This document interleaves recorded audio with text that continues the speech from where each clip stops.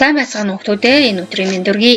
Өмнөх хичээлээр бид нэр улс төрийн систем, тэр дундаа улс төрийн систем дотор сонирхол илэрхийлэх үйл ажиллагаа явуулж байгаа. Сонирхлын бүлгийн тухай авч үзсэн. За өнөөдөр бид нэр сонирхол нэгтгэх үйл ажиллагаа буюу улс төрийн намын тухай ойлголтыг авч үзэх нэ. Тэр өнөөдрийн хичээлийн сэдэв улс төрийн нам. За улс төрийн намын үүслийг бид нэр ерөнхийдөө 17 дугаар зууны сүүл буюу 18 дугаар зууны ихэнх үеэс хамааруулан авчдаг. За энэ үед баруун Европ, Америкийн нэгдсэн улсад засаглалын одоо шинэ харилцаа бүхий улс төрийн систем үүссэн байдаг. Тэгээ улс төрийн намын үүсэл ерөнхийдөө Франц, Английн хувьсгалууд, за Америкийн нэгдсэн улсыг байгуулах тэмцэл хөдөлгөөн зэргийн холбогдож үүсдэг. За энэ бүгнээс үүдэн бүгд найрамд төрийн шинэ хэлбэр тогтоох үйл явцад олон нийтийг төлөөлөх, за засаглалыг зохион байгуулах байгууллага үүснэ улс төрийн нам гэж тодорхойлж байдаг. За яг энэ түүхэн үүднээс нь авч үзэх юм бол Макс Вебер улс төрийн намыг язгууртын дугуулan улс төрийн клуб, олон түмний нам гэх мэтчлэнгээр ангилж үздэг. Тэгэхээр ерөнхийдөө Европт олон түмнийг хамарсан улс төрийн намууд бол 19-р зууны сүүлийн хагас дүүсээр орчин үеийн яг намын үүсэл тавигдсан гэж тодорхойлж олдгоо. За улс төрийн нам гэдэг бол ерөнхийдөө парс буюу бүхэл бүтэн зүйлийн тал гэсэн үгнээс гаралтай. Тэрээр улс орны хөгжлийн бодлогыг хамтын зарчмаар тодорхойлж, хэрэгжүүлж, улс төрийн хамтын хариуцлага хүлээх чадвартай иргэдийн эвлэлтэн нэгдсэн байгууллагыг авч үздэг.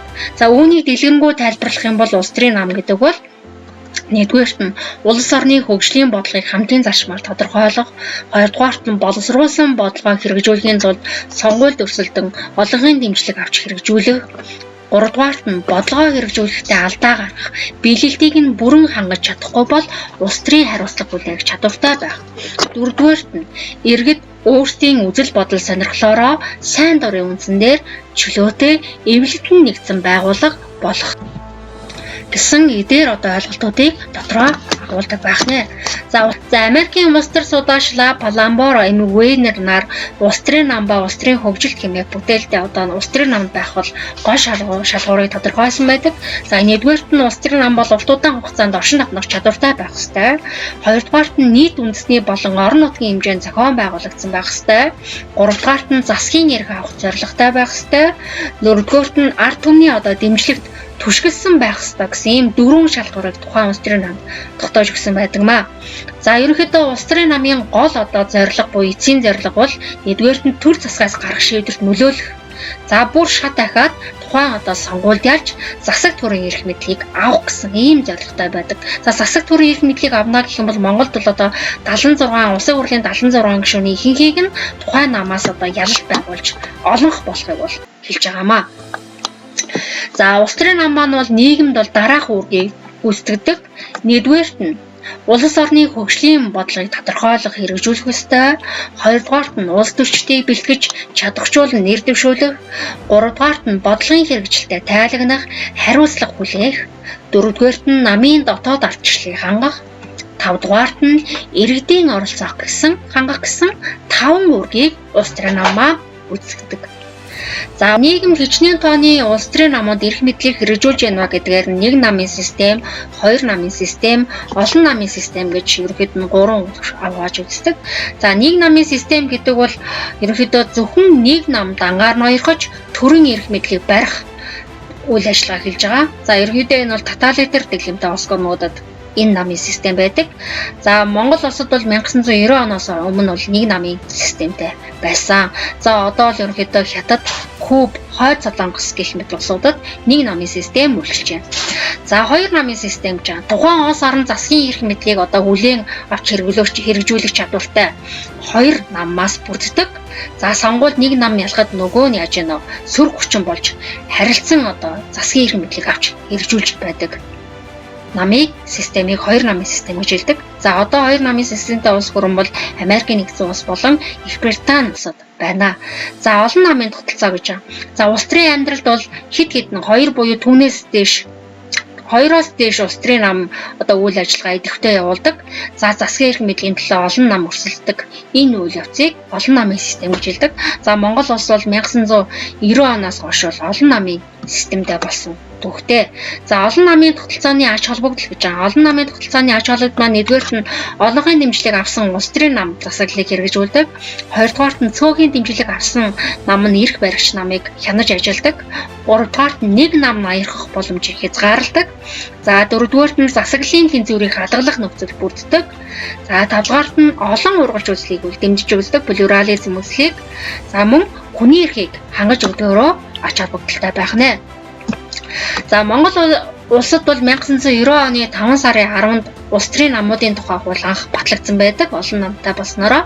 За мөн 2005 онд улс төрийн намуудын тухай хуулийг шинжилэн баталсан. За одоогийн байдлаар улсын дээд шугад бүртгэлтэй нийт 36 нам үйл ажиллагаа явуулж байна. Ерөнхийдөө улс төрийн нам маань гишүүд дэмжигчдгүйгээр иргэдийн оролцоо нийгмийн төлөөллийг хангаж засаглалыг хэрэгжүүлэх боломжгүй байдаг. Тэгэхээр намын гишүүн, намын дэмжигч гэсэн юм хоёр ойлголтыг авч үзье. За намын гишүүн гэдэг ойлголт анх баруун Европ үүссэн. За дагагчид, баримтлагчид гэсэн утгатай байжгаад хожим бол одоо ерөнхийдөө гишүүн гэдэг утгаар ярьсан байх нь хэрэглэгдэж гисэн. Ерөнхий хувийн улс төрийн байр сууриндаа тулгуурлан улс төрийн намын үнэт зүйл, үзэл сурталыг хүлээн зөвшөөрч, за тухайн намд илсэн хувь хүнийг бол намын гишүүн гэж хэлдэг. За намын дэмжигч гэдэг нь бол намын үзэл сурталыг зөвшөөрч сонгуулийн үед намын мөрийн хөтөлбөрийн төлөө саналаа өгдөг, чөлөөт иргэд бөгөөд за нам доторх бүлгүүд зохион байгуулалтаас гадна байдаг хүмүүсийг намын дэмжигч гэж үзнэ. За энэ гишүүд болон дэмжигчд маань улс төрийн одоо намд оруулдаг хувь нэмэр байдаг.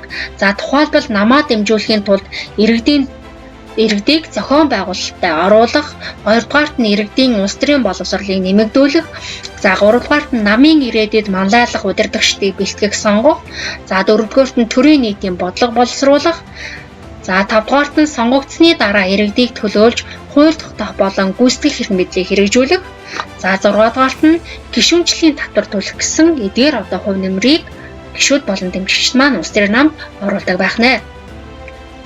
За улс төрийн нам хэрвээ одоо ямар нэгэн хариуцлага алдсан тохиолдолд ямар хариуцлага хүлээлгдэг вэ гэвэл за нэгдүгээрт нь төрийн санхүүжилтийг нь хасах, хоёрдугаарт нь мөнгөн торгол буюу захиргааны арга хэмжээ авах, гуравдугаарт нь эрүүгийн хариуцлага хүлээлгэх, дөрөвдүгээрт нь улс төрийн хариуцлага хүлээлгэх, тавдугаарт нь улс төрийн сонгуульд оролцох эрхийг хязгаарлах, за зурдугаарт нь улс төрийн намыг татан буулгах.